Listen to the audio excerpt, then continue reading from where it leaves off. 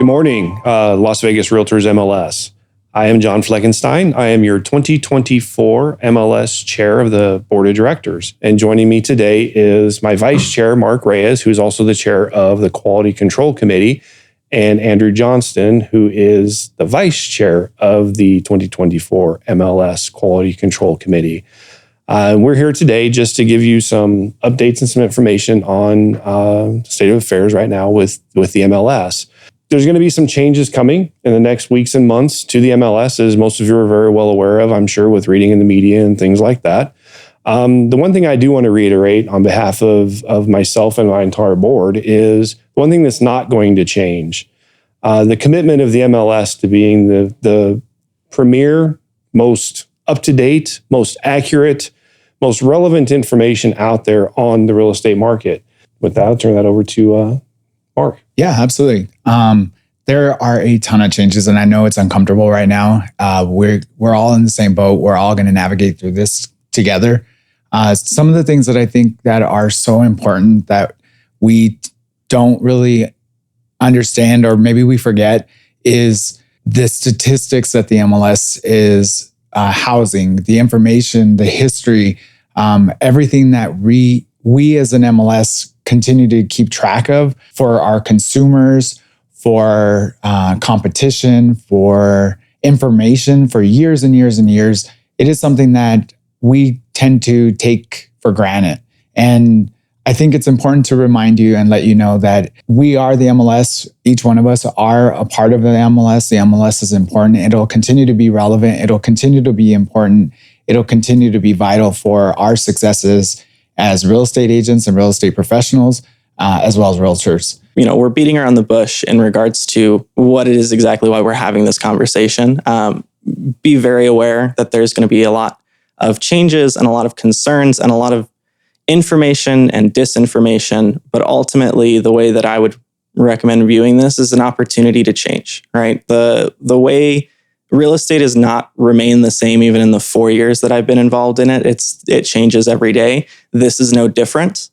As an organization, as a group, of working professionals, it's important for us to see this as an opportunity as opposed to a punishment or anything of that nature. It's giving us more control, truthfully, over how we handle certain aspects of our business. And yes, it does affect our MLS and how the MLS has operated historically, but at the same time, what doesn't change, right? Things are changing all the time, and we're going to have the opportunity to really adjust how we operate our businesses and ultimately be more transparent and more fair to the public in regards to how we operate, how things are done.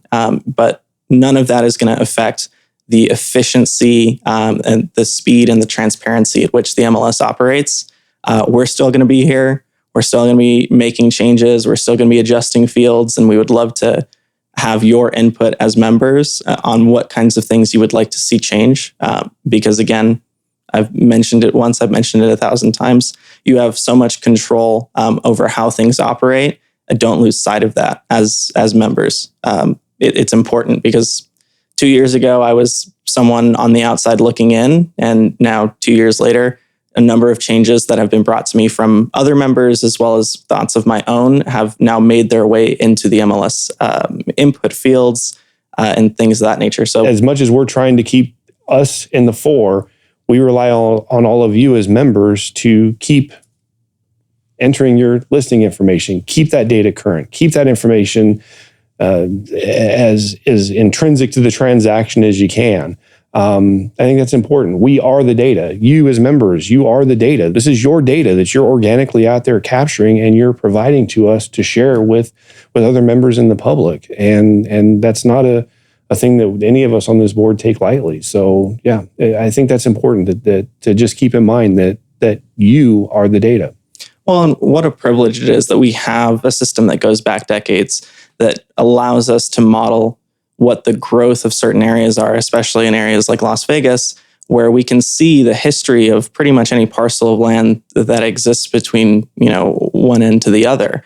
And ultimately, I think it's really important for us to comment on the fact that systems like the MLS have allowed us to maintain fair housing and maintain fairness to not just our participants and our subscribers and to our members, but also to the public.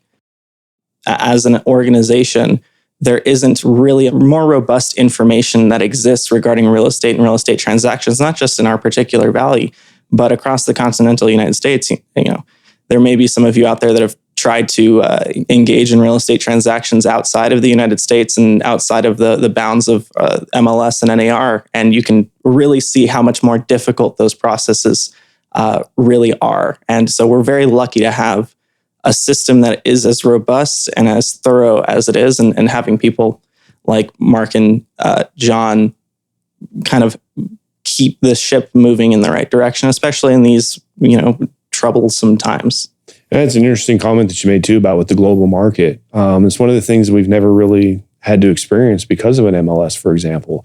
You have separation of data in some of these places. So you may have a data set here that one particular person or company is putting out, and this company is putting out, and this company is putting out. So you end up on the same property, 3 or 4 different sets of data. And we've been very blessed with having an MLS like this where the data is the same. We all see it. There's no separation between, well, this one says this or this one says that. So I think that's an interesting thing as well, that a lot of the folks around the world are clamoring to have a more centralized access point for data. And the goal behind this is we want to remain the relevant part of the industry and the most timely of information. I think it's important to also add to that, the MLS system allows for information to be distributed quickly and efficiently, to be able to get on those third-party websites, to get on there, to get your information, to get your listing sold, to get it in front of buyers, to get it in front of buyers' agents, to get that information out to the world is just mind-blowing to think that the information that you input on that from the keyboard to the computer to the internet is now immediate, just rolled out. And it's something that is because of the MLS system, because of the data fields, because of the information, because of the team behind the MLS staff and the board and the committees and the quality control that are a part of this entity and this movement that continues to just make things better and quicker and faster and cooler. There's some other changes that are coming that we're excited about, and we're making sacrifices on some other things that maybe have to be sunset and no longer fit in our model anymore.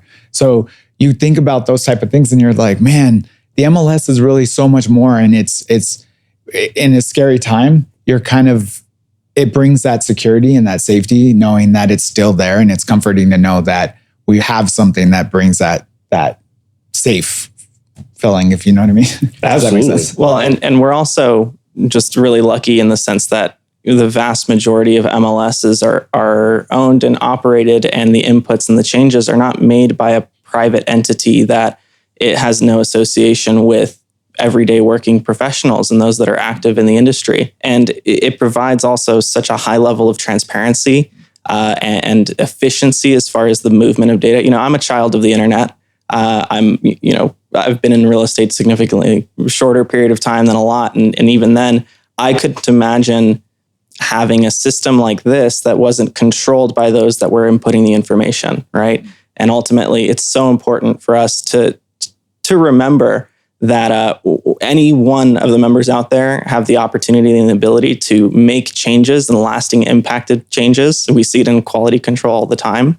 That otherwise, if it was held by a different entity or one that was more profit motivated or driven, as opposed to more aligned with the goals of our associations from top to bottom, I think that that's something we have to keep in mind, right? And that, I encourage anyone that's out there that is concerned with some of the changes that you'll be hearing in the next weeks and months, that you have the opportunity to really make those impacts as necessary. You can't walk into most places and make a suggestion and actually have a realistic expectation that those things will change. But with the people sitting here at this table representing our quality control representing the MLS board, and even up to, the LVR board, we have so much control as members in our organization that I think a lot of other places might be envious of. Again, one of the things I really want to reiterate to members is the commitment by myself and your MLS board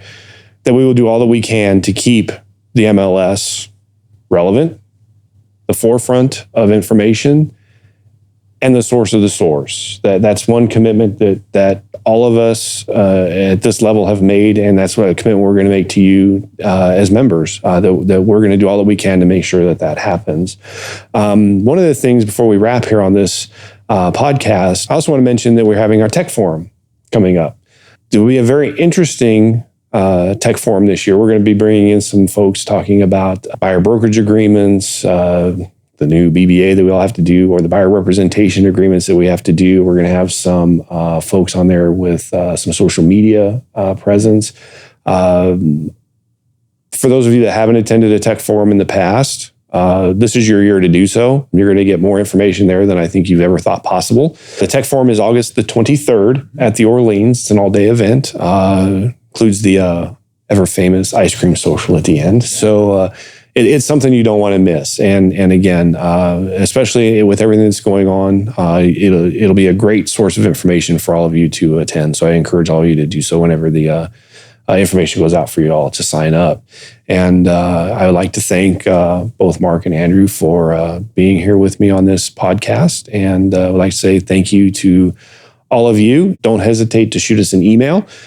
Reach out to us in any way so we can answer any questions you may have. If you have any concerns, there's ways to get your concerns in front of quality control or the MLS board. And I'd like to thank you for taking time to watch this video. Just stay in the loop and tune in for the next of a series of videos that we're going to have for you.